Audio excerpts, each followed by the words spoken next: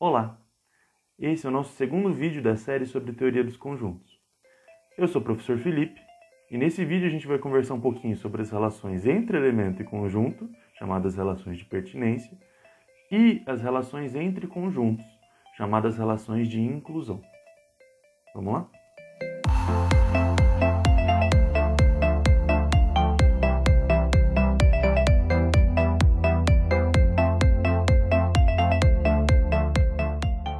Muito bom, gente. Essa aula, então, nós vamos começar conversando aí sobre as relações de pertinência.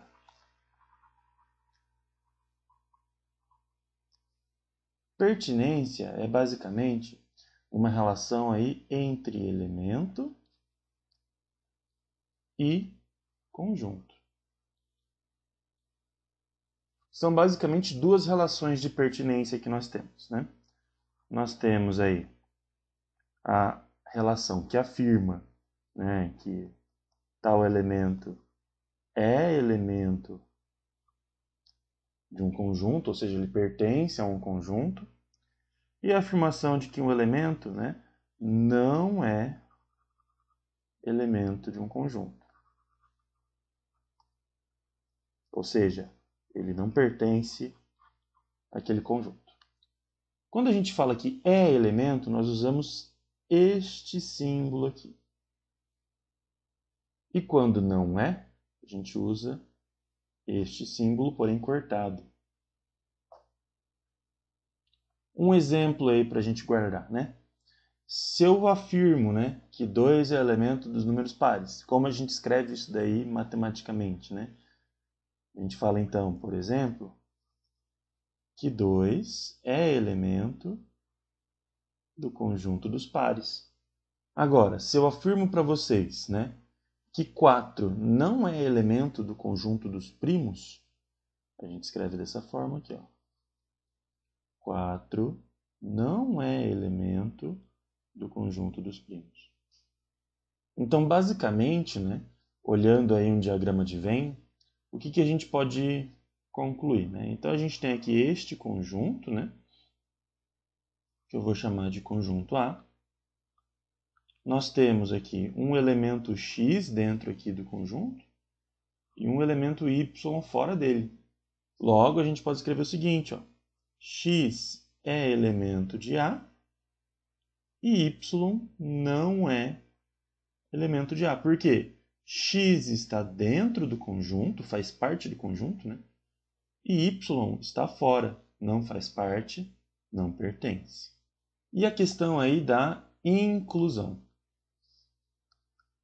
Quando a gente fala em inclusão, nós estamos falando aí de uma relação entre conjuntos, né? Então é conjunto com conjunto aí, ó.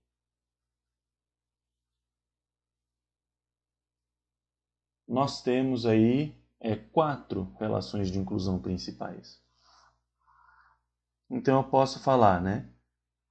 Contém, eu posso falar que um conjunto contém outro, e eu posso falar que um conjunto não contém outro.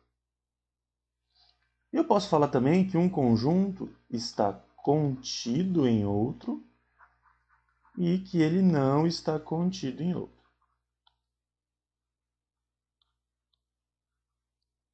Como nós escrevemos isso daí matematicamente? Contém é esse C meio estranho aqui, para a esquerda, né, com a boquinha para a esquerda. E não contém é esse mesmo símbolo, porém cortado. Está contido é o mesmo símbolo, porém com a boquinha para a direita. E não está contido é o símbolo com a boquinha para a direita, cortado.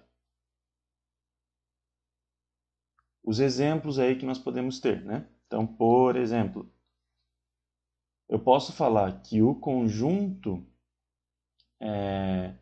dos inteiros, né? Só lembrando, os números inteiros são aqueles números, né, que contêm os números positivos e negativos, né?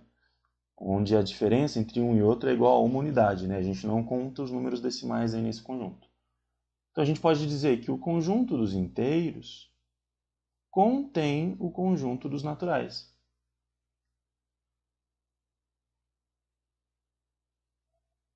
Porém, né, o conjunto dos inteiros não contém os números decimais. Ou seja, o conjunto dos números decimais não é contido, né? Não está incluso no conjunto dos números dos inteiros. E a gente pode inverter essa relação também. Ao invés de eu falar que um conjunto contém outro, eu posso dizer que um conjunto está contido, ou seja, eu posso inverter essa relação e escrever que o conjunto dos naturais está contido no conjunto dos inteiros.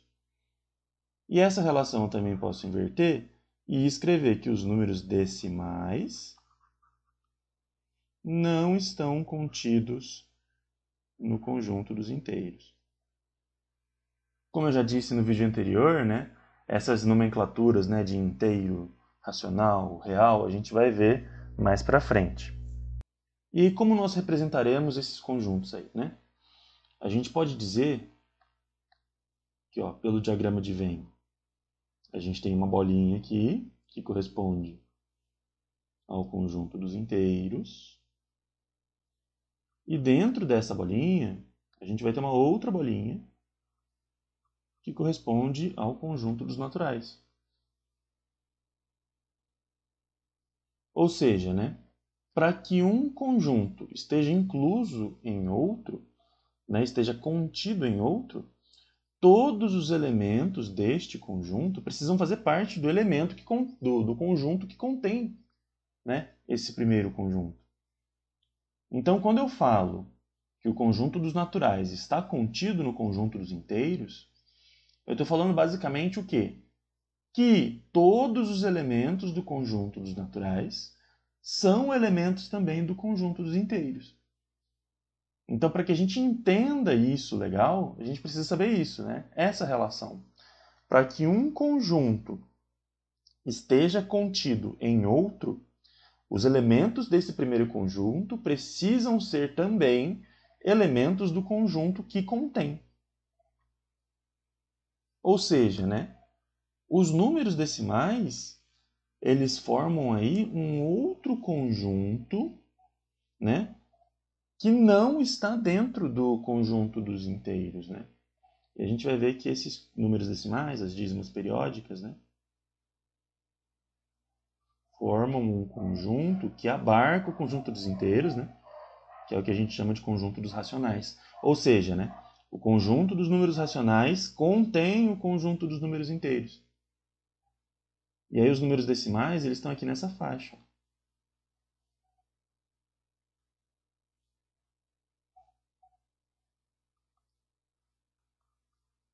Por que nessa faixa? Porque eles não são inteiros, porém eles fazem parte de um conjunto que contém o conjunto dos inteiros.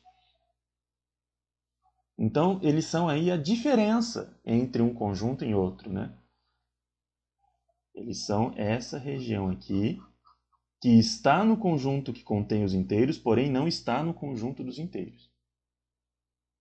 Se estivesse no conjunto dos inteiros, aí o conjunto dos inteiros, né, conteria, né, iria conter esses números, porém não contém.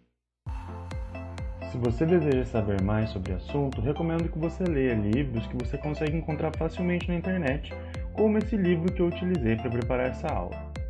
Espero que ela tenha te ajudado, que você tenha gostado dela. Siga o meu canal, me siga no Instagram também, para você não perder nenhuma atualização em nenhum vídeo novo. Até a próxima!